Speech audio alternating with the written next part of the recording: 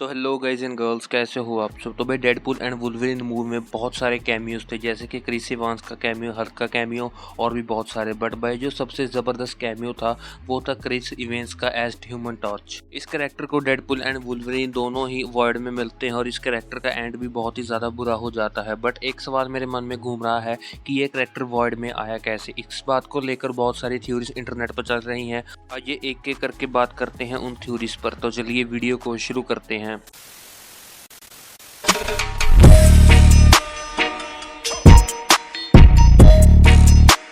भाई सबसे पहली थ्योरी कहती है कि ये जॉनी स्टॉर्म वो नहीं है जिसको हमने फैंटास्टिक फोर की मूवीज में देखा था, बल्कि इस जॉनी स्टॉर्म का यूनिवर्स वो है जिसको हमने doctor strange multiverse of madness में देखा था। मतलब जिस यूनिवर्स में इल्यूमिनाटिस थे, ये जॉनी स्टॉर्म उसी यूनिवर्स का है। आपने देखा ही होगा कि उस मूवी में वांडा ने सभी इल्यूमिनाटिस को मार दिया था और उसके साथ साथ रिचर्स भी थे उस इल्यूमिनाटी की टीम में और वो भी मर गए थे। अब यहाँ आता है एंकर बीइंग वाला कंसेप्ट, जिसको हमने डेडपूल एंड वुल्वरिन मूवी में क्लियरली समझ लिया है। तो लोग इंटरनेट पर बोल रहे हैं कि जैसे कि रीड रिचर्ड्स उस यूनिवर्स के एंकर बीइंग होंगे, क्योंकि वांडा ने उनको मार दिया तो वो यूनिवर्स पूरी तरह से प्रून हो गया और वर्ल्ड में चला गया।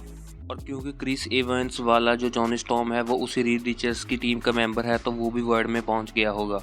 अगर भाई मैं अपना ओपिनियन दूं तो मुझे नहीं लगता कि भाई ये थ्योरी किसी भी तरह से सही है, क्योंकि जो एंकर बीइंग का कंसेप्ट है, मान लो एक यूनिवर्स का एंकर बीइंग मर गया है तो उस यूनिवर्स को ख़त्म होने में कई हज़ार साल लगते हैं। तो मुझे लगता है कि ये थ्योरी तो पूरी तरह से फेल होती है, क्योंकि अगर वांडा ने उस यूनिवर्स के एंकर बीइंग को मार भी दिया तो भाई वो यूनिवर्स इतनी जल्दी तबाह हो नहीं सकता, क्योंकि उस यूनिवर्स को तबाह होने में अभी बहुत ज़्यादा टाइम लगेगा। और अब आते हैं हमारी नेक्स्ट थ्योरी की तरफ, जो कि मुझे भी लग रहा है कि पॉसिबिलिटी है कि यही हो सकती है। सेकंड थ्योरी कहती है कि यो जे वाला जॉनी स्टॉर्म है ये वही है जिसको हमने फैंटास्टिक फोर की दोनों मूवीज में देखा होगा, क्योंकि इस कैरेक्टर का ह्यूमर भी ऑलमोस्ट सिमिलर है उस जॉनी स्टॉर्म से। तो मुझे लगता है कि ये सिमिलरिटी हो सकती है। ऐसा हुआ होगा कि उस यूनिवर्स में एक बहुत ही बड़ा थ्रेट आ गया होगा, जिसकी वजह से वो पूरा यूनिवर्स तबाह हो गया और जॉनी स्टॉर्म वर्ल्ड में पहुंच गया है।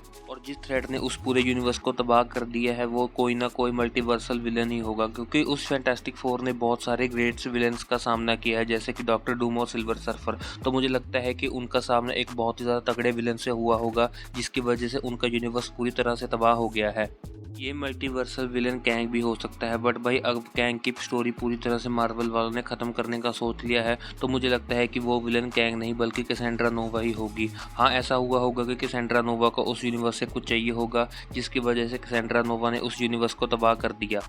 वैसे इस चीज़ के ऊपर मेरी एक और थ्योरी भी है। जैसा कि हमने देखा है कि जो करैक्टर मल्टीवर्सल ट्रैवल कर लेता है या टाइम ट्रैवल करता है, उसको टीवी वाले उठाकर या तो प्रून कर देते हैं, मतलब वर्ल्ड में पहुंच देते हैं, या उसको समझाते हैं, मिशन करवाते हैं, जैसे लोकी से करवाया।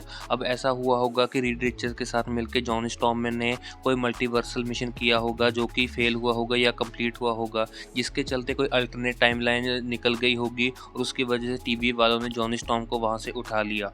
अब भाई होने को तो कुछ भी हो सकता है, जब तक कंफर्म नहीं होता हम थ्योरी से बना सकते हैं। तो आज की वीडियो के लिए इतना ही। अगर वीडियो अच्छी लगी तो लाइक, शेयर एंड सब्सक्राइब। मैं मिलता हूँ आपसे नेक्स्ट वीडियो में। बाय।